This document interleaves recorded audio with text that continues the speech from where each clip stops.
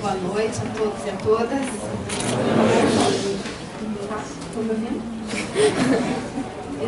Bom, eu queria primeiro agradecer ao Henrique pela iniciativa de organizar esse debate, agradecer ao Rui pela presença, agradecer os dirigentes do PSOL que estão aqui, o Thiago Aguiar, que foi nosso candidato a deputado federal, o Maurício, o Israel, a todos vocês que estão presentes aqui, e dizer que é muito bom ver um auditório lotado para debater os rumos do país. E com certeza, se a gente tivesse um auditório maior, nós teríamos mais gente para participar desse debate. Eu acho que isso tem a ver exatamente com o que o Henrique estava falando, de que a gente vive um momento de expectativa, de angústia, que é um momento de expectativa. E essa expectativa traz, por um lado, esperança, né, de que as coisas avancem, e por outro lado nos traz também essa angústia, esse medo, né, de que as coisas não avancem, ao contrário, elas retrocedam. E eu acho que esse momento de expectativa acaba também gerando uma vontade maior de participação, porque através da política a gente aumenta a nossa potência de intervenção na realidade. Então a gente não fica só na expectativa, né? A gente também é parte do processo de evolução dessa situação política. Eu, infelizmente, não tenho luz para trazer, mas eu quero contribuir com esse debate, né? Que eu acho que é uma elaboração coletiva que a gente precisa fazer para compreender a situação, e eu acho que o Rui nos traz elementos muito importantes para a gente perceber a gravidade, né, do momento econômico, principalmente, e também político que o Brasil vive. E o Henrique nos traz inquietações que são fundamentais para a gente poder construir uma saída positiva para essa crise. E uma crise que é, evidentemente, muito grave, né? Não só do ponto de vista econômico, mas também do ponto de vista político, porque é também um momento crítico para a esquerda. O partido que era o carro-chefe da esquerda no Brasil simplesmente faliu, tá? Simplesmente se desmoronou enquanto um partido com mínimas condições de liderar um processo de transformação no Brasil. Isso não é de hoje, né? Vem de vários anos esse processo de apodrecimento, digamos assim, do PT, mas ele agora chega ao seu ápice, né? Com esse escândalo do mensalão, combinado com essa política econômica que a Dilma implementa depois de ter feito um segundo turno de polarização com o Aécio, onde muitos setores, né, da população entenderam que ela iria fazer diferente em relação ao Aécio, e o que ela está fazendo, na verdade, é o programa do Aécio. Inclusive aquela propaganda que ela fez na campanha eleitoral da família em volta da mesa, né, com a comida desaparecendo, parece hoje uma premonição do que ela iria fazer. Porque está acontecendo exatamente isso, né, com a carestia, o aumento da luz, o aumento da gasolina, da água, né, as pessoas estão tendo que comer menos e estão vivendo dificuldades cada vez maiores. Então, o PT, passando por esse processo, né, ele abre um vazio na esquerda. Assim como também quando nós tivemos a queda do Muro de Berlim, que também, simbolicamente, a queda do muro, né, o fim da União Soviética, o fim do dito socialismo real, também abriu um vazio, né, um vazio de modelo, um vazio de direção, que, por um lado, foi extremamente positivo, né, porque, evidentemente, que a debacle daqueles regimes que se autoproclamavam socialistas, mas que eram regimes autoritários e, em alguns casos, inclusive, são hoje capitalismos de Estado, como é o caso da China, nós vemos que isso foi positivo, porque foram aparatos que controlavam o movimento de massas, que tinham a confiança dos trabalhadores, da juventude, que se liquidaram. No caso do Muro de Berlim, o aparato stalinista. Tá? E no Brasil nós tivemos um outro processo, que foi o PT, que justamente se construiu, né, como uma alternativa a esse modelo do socialismo real stalinista. E, ao mesmo tempo, foi um partido que se construiu com um discurso socialista, em muitos momentos, mas que tinha no seu núcleo dirigente uma política de colaboração de classe. E foi isso que levou o PT a essa situação que ele se encontra hoje. Porque o PT não chegou no poder e apodreceu, né, e traiu. Ele já vinha num processo de transformação, que era justamente as alianças, cada vez com setores mais importantes da burguesia, que na campanha de 2002 se consolidou na Carta ao Povo Brasileiro, né, que era uma carta aos mercados para dizer: fiquem tranquilos que a gente vai garantir a política econômica do Fernando Henrique, e que se desenvolveu nas alianças e no financiamento das campanhas, tá? Que é a relação com as empreiteiras, com os bancos e, portanto, a representação destes interesses e não mais dos interesses da classe trabalhadora. Então, esse processo que levou o PT a essa situação, ele é muito importante da gente compreender, porque nós não podemos cometer os mesmos erros. Tá? É provável que a gente cometa erros também, mas nós não podemos cometer pelo menos estes que já estão demonstrados pela história, que levam a um desastre político. Então, no momento em que o PT tem essa debate profunda e aos olhos da vanguarda, aos olhos de amplos setores de massa, já não mais representa uma alternativa de mudança, se abre esse espaço que tem um defeito de não ter mais uma referência para a luta social, mas tem a imensa vantagem de que esta referência, que já não servia mais para encaminhar a luta social, mas sim já tinha se transformado num instrumento de aplicação dos interesses capitalistas, já não controla mais. Tá? E junho mostrou isso. Eu acho que a importância de junho teve vários aspectos importantes. Junho mostrou que a luta é possível, né, que a unidade do povo pode sim fazer tremer as elites políticas, e mostrou que o PT já não controla mais o movimento de massas, já não tem mais controle sobre o conjunto do povo, como teve ao longo desses anos em que o Lula e a Dilma estavam no poder e que tiveram um processo de cooptação, né, dos movimentos sindicais, e a gente viu aí a CUT se transformar praticamente num braço do governo no movimento sindical. Então, se abre uma oportunidade também. É óbvio que a direita, ela está à espreita ali para capitalizar esse descontentamento com o governo. Tá? Eu tenho a mais absoluta convicção de que a direita que está fora do governo, né, porque tem a direita que está dentro, a Cátia Abreu e etc., ela não quer o impeachment da Dilma. Isso tudo que eles fizeram até agora foi um movimento para o enfraquecimento do governo. Até porque junho pautou colocou a luta no terreno das ruas, tá? Então eles também foram para esse terreno das ruas, mas eles só vão até um determinado ponto. Tá? Aliás, eles só vão no domingo, porque fazer mobilização durante a semana atrapalha os interesses do capital. Tá? Então, não tem mobilização durante a semana, é só no domingo.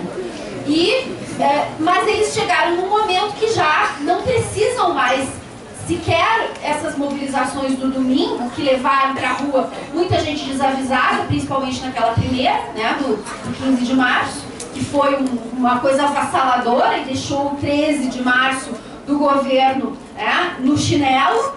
E nós, inclusive, do PSOL, não estivemos nem com o 13 nem com o 15, nós tínhamos, desde aquele momento, a convicção de que era necessário construir um dia próprio da classe trabalhadora, de luta, E isso se realizou agora no 15 de abril, que foi um dia muito importante.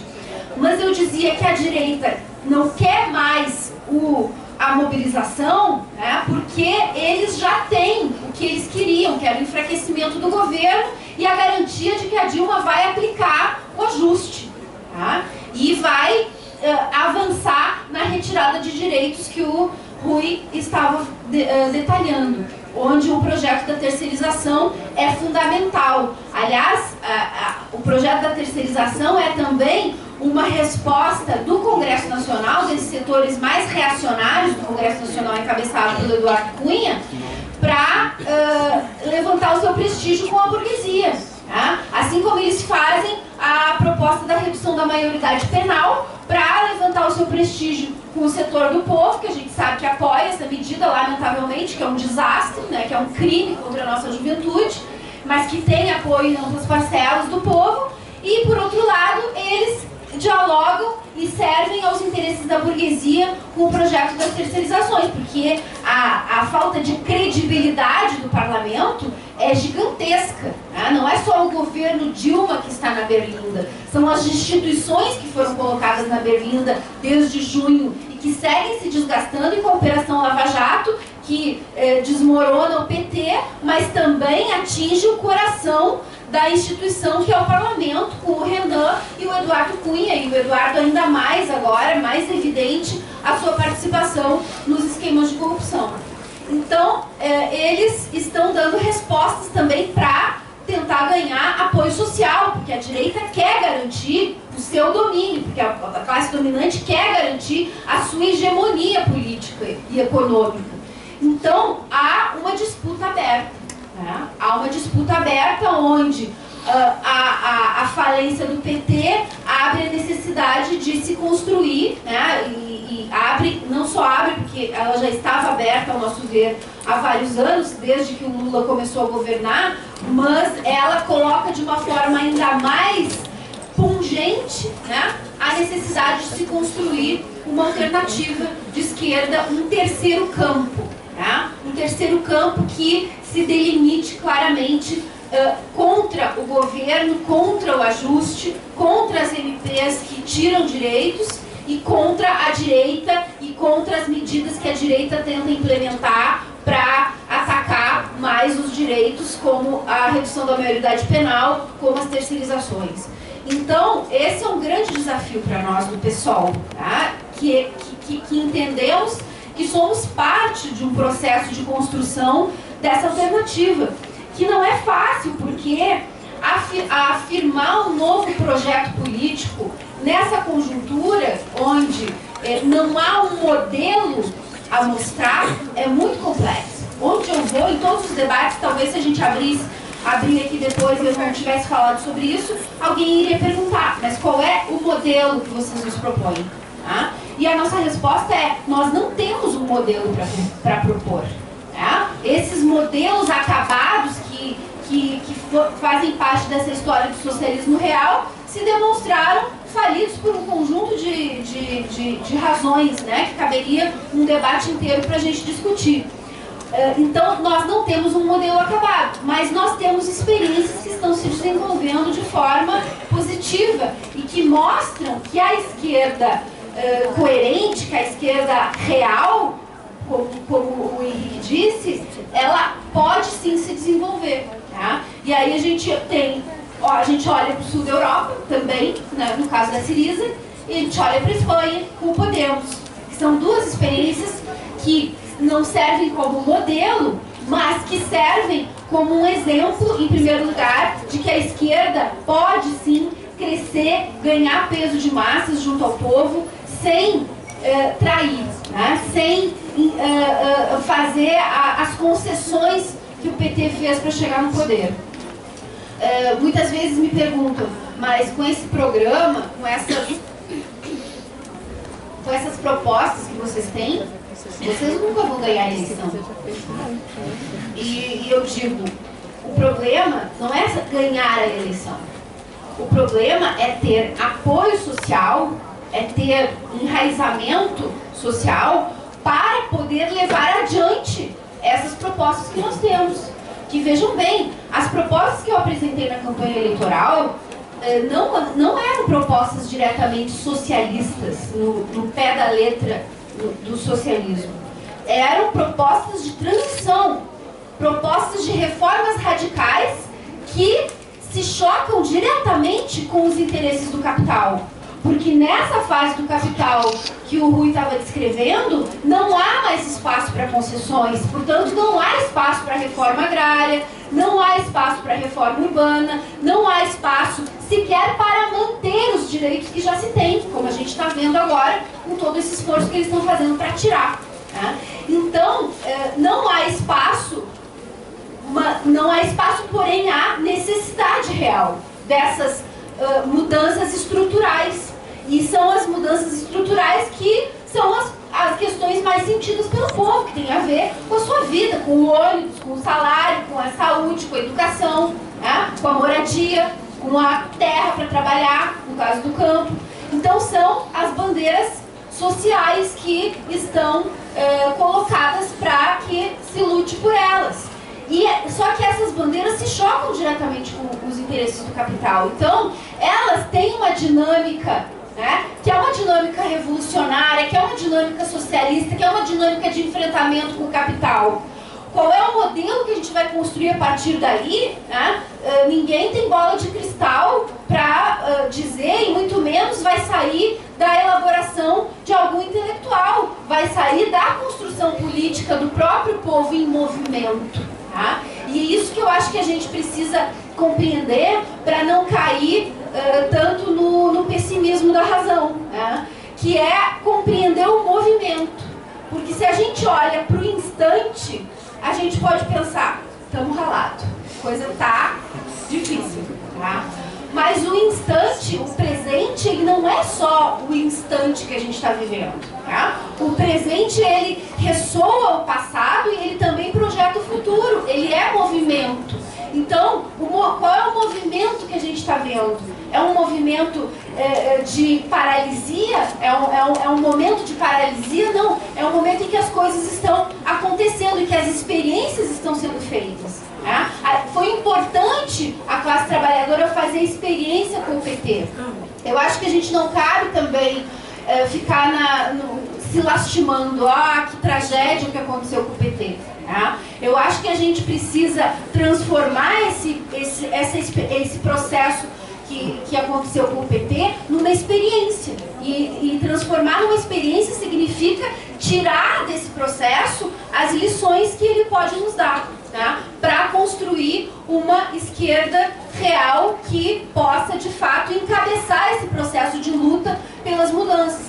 Então, não se trata de pensar qual é o meu discurso melhor para ganhar a eleição, porque se eu fizer isso, eu vou repetir o mesmo processo do PT, eu vou fazer aliança para ter mais tempo de TV, eu vou pegar dinheiro dos bancos, das empreiteiras e vou chegar no poder, eu vou ganhar a eleição sem condição nenhuma de fazer os enfrentamentos. Muito embora não dá para absolver o Lula, porque quando ele ganhou aquela eleição, ele tinha condições de fazer muito mais do que ele fez. Tá? Não tinha condição de fazer grandes medidas socialistas, obviamente, mas ele tinha condições políticas, pelo apoio popular que tinha, de fazer enfrentamentos muito maiores, né? De fazer enfrentamentos básicos, por exemplo, a questão dos meios de comunicação. A primeira ação do Lula como presidente eleito foi dar uma entrevista para o Jornal Nacional.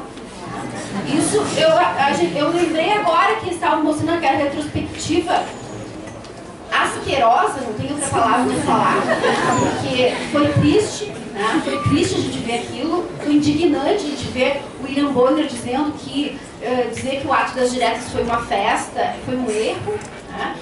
Dizer que a montagem que eles fizeram do debate a favor do Collor foi um erro e um aprendizado, né? Um aprendizado foi, com certeza, eles aprenderam muito bem como manipular eleições e seguem manipulando até hoje. Tá? Eu confesso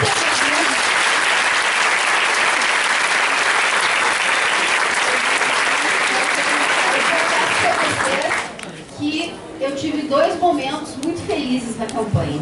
Um foi planejado e o outro não. O planejado foi falar mal da Globo lá.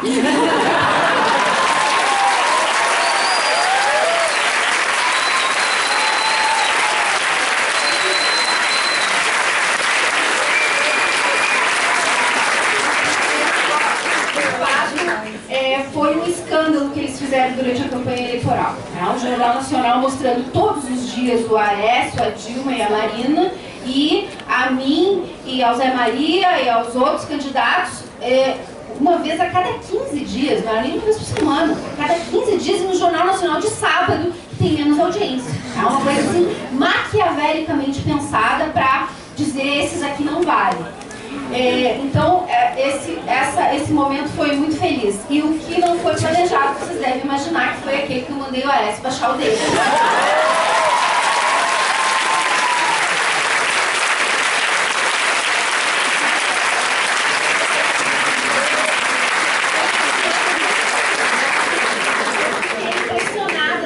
Com a repercussão, porque na hora eu não a importância daquele gesto, porque de fato as mulheres ainda levam muito dedo na cara, né? Então a gente precisa mandar baixarem o dedo, porque de fato essa postura opressiva ainda é muito comum, né? Inclusive nos meios de esquerda, porque a esquerda também não está alheia, né, ao machismo que reina na sociedade. Então, como eu dizia para vocês, o Lula tinha condições, sim, de fazer alguns enfrentamentos que ele se recusou a fazer, porque a rendição foi mesmo total.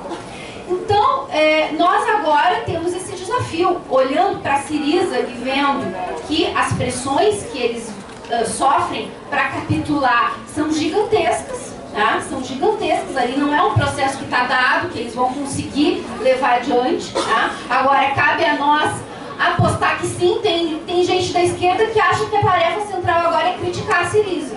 Tá? Eu acho que não. Eu acho que a nossa tarefa agora é torcer para que a Syriza consiga. Tá? E lá dentro da Syriza tem muitos debates, tem gente lá dentro da direção mesmo do partido que está criticando, que está debatendo, que está propondo linhas alternativas. Né? Agora, nós precisamos aproveitar essa experiência para mostrar que é possível avançar. Assim como na Espanha, que tem inclusive uma semelhança com o Brasil, no sentido de que quando tivemos as jornadas, né, da juventude, dos indignados da Espanha, que foram parecidas com a do Brasil, no sentido de que havia uma repulsa aos partidos, né, e de que foi também um momento em que o bipartidarismo ali ruiu, que controlava também o movimento de massas na Espanha, e muitos da esquerda na Espanha diziam que esse movimento aí não vale nada, porque não é de esquerda, porque não tem alternativa.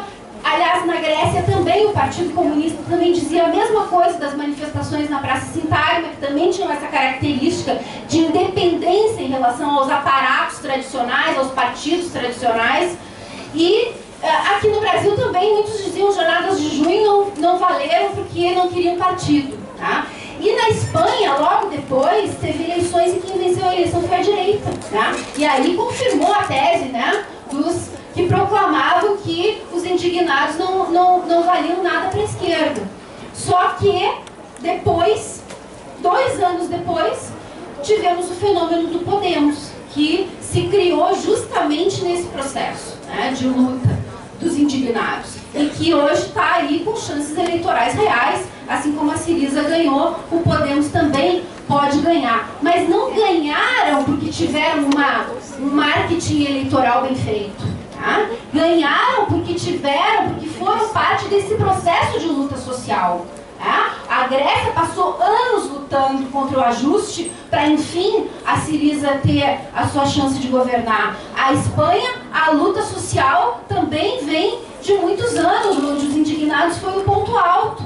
Então, aqui no Brasil também, esse processo de reconstrução de uma esquerda unificada, né? Onde não vai ser só o PSOL, onde vai ser muita gente que hoje não é do PSOL, muita gente que não é de partido nenhum, outros partidos, rupturas de outros partidos, principalmente na base social do PT, tem muita gente de esquerda ainda que não sei por que ainda acredita em alguma coisa que vai sair dali, né? Mas tem, principalmente as pessoas mais velhas, né, um certo sentimento de perda em relação ao PT. Vocês devem viver isso com os pais de vocês, né, que eram petistas e agora estão decepcionados, mas não acreditam em mais nada. Vocês tentam ganhar o voto deles pro PSOL, eles ficam, né? Alguns votam, outros decepcionaram tanto com o PT que acabam indo para a direita. Vocês estão vendo esse processo na família de vocês. Mas a juventude é outra coisa, né? Porque a juventude não vive essa viuvez do PT, né? A juventude vive um momento de nascimento de uma nova alternativa. Então, acho que é por isso que o pessoal também tem tanto apelo na juventude, porque o pessoal conseguiu, na campanha eleitoral, vocalizar essas demandas de junho e simbolizar a construção desse processo de uma esquerda consequente, de uma esquerda coerente e de uma esquerda conectada com a juventude, com o movimento de massas. Então, eu acho que nós estamos num momento de grande desafio, tá? Um momento de intensificação da luta de classes, um momento em que nós vamos ter mais greves, mais protestos. O que está acontecendo no Paraná, o que aconteceu hoje, é uma amostra. O Beto Richa, eu acho que a gente pode chamar ele de Hitler, né, do Brasil, porque ele é um ditador que está massacrando os professores no Paraná. Aqui em São Paulo, os professores estão em greve há 50 dias, né? E também vêm sendo tratados à paulada pelo governo. Então, há um processo de luta, há uma repressão, né? E ao mesmo tempo, o dia 15 de abril mostrou que é possível construir uma unidade, né? Eu não sei até onde vai a CUT, porque eu acho que a CUT, os sindicatos mais combativos estão se desfiliando da CUT, né? Nós tivemos agora há pouco o CEPERS lá no Rio Grande do Sul, que é o segundo maior sindicato de professores do Brasil, e depois daqui de São Paulo, não sei se não é o segundo da América Latina também, e se desfiliou da CUT, né? Mas há uma pressão nas bases da CUT também, e o dia 15 eles chamaram mesmo que formalmente, porque eles botaram muitos balões lá no Largo da Batata, eu estava lá, mas gente eles não votaram. Quem votou gente foi o MTST, que é uma grande novidade também nascida desse processo de junho, que é um movimento social que não capitulou para o governo, né? Claro que dialoga com o governo, porque o movimento social precisa ter vitórias para poder ter força social, tá? Então não se pode pedir ao MST que tenha a mesma postura que tem um partido político, que não tem que dialogar, né, negociar com o governo, tem que fazer oposição ao governo. Mas o MTST vem num processo muito positivo, ao meu ver, de ajudar a construir esse terceiro campo, tá? E o dia 15 de abril foi uma primeira experiência onde a CUT estava formalmente, e foi importante, né, porque teve essa unidade em torno do tema da terceirização.